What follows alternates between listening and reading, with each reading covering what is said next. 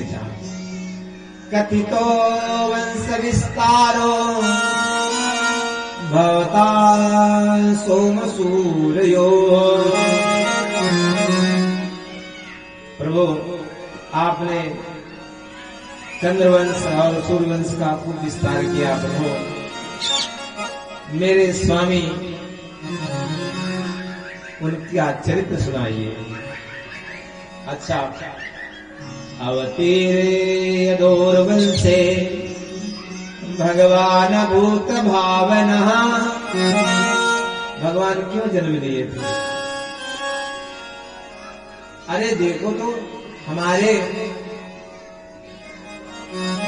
पितामह आदि के पास सेना कम थी, कौरवों के पास विशाल सेना थी, लेकिन उस भवसागर से हमारे प्रभु निकाल कर ले आए और विजय प्रदान कराए। फिर तुम्हारे साथ बोले हमारे साथ भी भगवान ने बड़ा उपकार किया है, हम तो मां के गर्भ में ही मर गए थे, लेकिन भगवान वहां पर यानी जुगोपकुक्षिम गत आत चक्रो मातु समय शरणं गताया। भगवान कुक्ष में जाकर के पहुंचे, वहां पर अपना चक्र लेकर के पहुंचे। वहां पर आया था प्रथम स्कंद में कि गदा लेकर के पहुंचे, यहां आ रहा है चक्र लेकर के। बोले गदा को इतनी तेज घुमाया था कि चक्र दिखने लगा। चक्र लेकर के पहुंचे और हमारा उद्धार किया, तब हम यहाँ पर जन्म लिए प्रभु। और ये भी बताइए कि भगवान का सुना है कि 8वां नंबर था जन्म में, तो रोहिणी के पुत्र कैसे हुए बलराम जी, ये भी बताओ। ये सुन करके श्री शुकाचार्य बड़े आनंदित हुए। बोले सच्चिदानंद भगवान की जय। और कहने लगे बहुत सुंदर आपकी मति है। वासुदेव कथा प्रश्न शांस्तेन तुनाते वक्तारं प्रक्षकं श्रोत तदपार सलिलम यथा। भगवान की कथा 3 लोगों को आनंद देने वाली होती है। कौन? वक्ता, दूसरे प्रश्नकर्ता, तीसरे श्रोता। जैसे तदपाल आपके पैरों का जल है, जिसको हम लोग चरणामृत कहते हैं। शालिग्राम की पूजा करने वालों को लाभ मिलेगा, फिर वो प्रसाद को बांटने वाले को मिलेगा, और ऐसे ही जो पान करने वाले हैं उनको भी लाभ मिलता है। आपने बहुत सुंदर प्रश्न किया है। और हे परीक्षित, समय ऐसा हुआ कंसादि का आतंक बढ़ा और पृथ्वी गैया के रूप में ब्रह्मा जी से और भगवान से प्रार्थना करते हैं।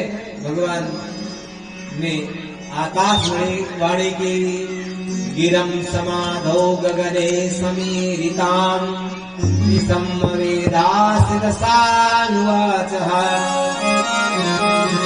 आप लोग चिंता मत करो, आप लोग जाइए ब्रजमंडल में जन्म लीजिए और हम आ रहे हैं। बोले आप कैसे आओगे? बोले वसुदेव गृहे साक्षात् भगवान पुरुषः परः जनिष्यते तत्प्रियार्थे संभवेन्तु सुरस्त्रियः। बोले ऐसे नहीं, हम वसुदेव के यहाँ आएंगे। क्यों आएंगे? बोले अपने तत्प्रियार्थम, तत्प्रियार्थम राधा, अपनी प्रिया के लिए हम आएंगे। और वसुदेव जी के यहाँ हम जन्म लेंगे। यह सुनकर के सभी देवी देवता यथा उचित स्थान पर, थोड़ी देर आप लोग और बैठे, प्रसाद का अवसर है, प्रसाद लेकर के ही जाएंगे। आप लोग बैठिए, आनंद करिए। बोले सच्चिदानंद भगवान की जय। सूरसेन के पुत्र का विवाह हुआ देवकी के संग में, वसुदेव जी का। और जब विवाह हुआ तो सोचा कोई अच्छा काम करिए हमें, और अच्छा काम करने हेतु सोचा बहन को हम ही पहुंचाया है। तो रथ में घोड़ों की लगाम पकड़ ले और बहन बहनों को बैठाया और कुछ दूर ही पहुंचे। जैसे पहुंचे तो इधर सबका मन बदल गया। हम तो सोच रहे थे कि राजा बड़ा क्रूर है लेकिन बहुत अच्छा है, लेकिन आकाशवाणी हुई और आकाशवाणी हुई कि इसका अष्टम गर्भ आपको मारने वाला होगा। यह सुन करके तुरंत ही कंस ने अपनी बहन का सर के बाल पकड़ लिए और मारने के लिए तलवार निकाल ली। तुरंत ही वसुदेव ने कहा श्लाघनीय गुणः भवान भोजस्करः सकथं भगनी हन्यान् इस्ते मुदः पवर्णि। ये निंदनीय कार्य है। आप स्त्रियों का वध करो, इतने वीर पुरुष होकर के। देखो, जब संकट आवे तो पहले संकट को टालो, झगड़ो ना। संकट आया है तो पहले संकट को टालो। वसुदेव जी संकट को टाल रहे हैं और नहीं माने तो कहा ये आपकी पुत्री के समान है। फिर भी नहीं माने तो वचन दे दिया कि पुत्रान समर्पिष्यामि यतस्ते भयमुत्थितम्। बोले बताइए किससे डर है कि इसकी संतानों से? बोले संतान से। बोले जो संतान होगी हम आपको समर्पित कर देंगे, क्योंकि वसुदेव जी झूठ नहीं बोलते थे। बोले सच्चिदानंद भगवान की। और धीरे धीरे करके समय बीता, पहला पुत्र हुआ, और जब पहला पुत्र हुआ उसका नाम रख दिया कीर्तमान।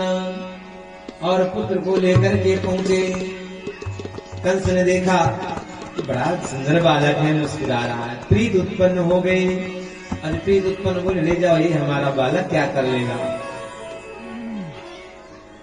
नारद जी पहुंच गए, एक कमल लेकर के उसके 8 दल थे और बार बार घुमा रहे। बोले कंस ये बताओ कि मैं पहला और 8वां कौन है, बताइए। पहले से गिने तो 8वां, दूसरे गिने तो पहला 8वां, तीसरे गिने तो दूसरा 8वां। बोले गुरुदेव समझ में आ गया। जानते हो मूर्ख और शंख दूसरे के फूंकने से ही बजते हैं। मूर्ख और शंख अपने आप नहीं बजेगा, उसको फूंकना पड़ता है। ऐसे ही मूर्खों को भी ऐसे नहीं बजेंगे। दूसरा कान फूंक गया तो लड़ गए। अब ये अच्छा तुरंत गया, बच्चे को उठा करके पत्थर में पटक दिया, प्राण निकल गए। धीरे धीरे 6 बच्चों का प्राणांत कर दिया। 7वां गर्भ आया, योग माया को बुलाया। भगवान ने कहा हे योग माया, इस गर्भ का संकर्षण करके रोहिणी के गर्भ में प्रतिस्थापित करो। और बता दिया गया कि 7वां गर्भ खराब हो गया। उधर रोहिणी के गर्भ में बलराम जी हर छठ वाले दिन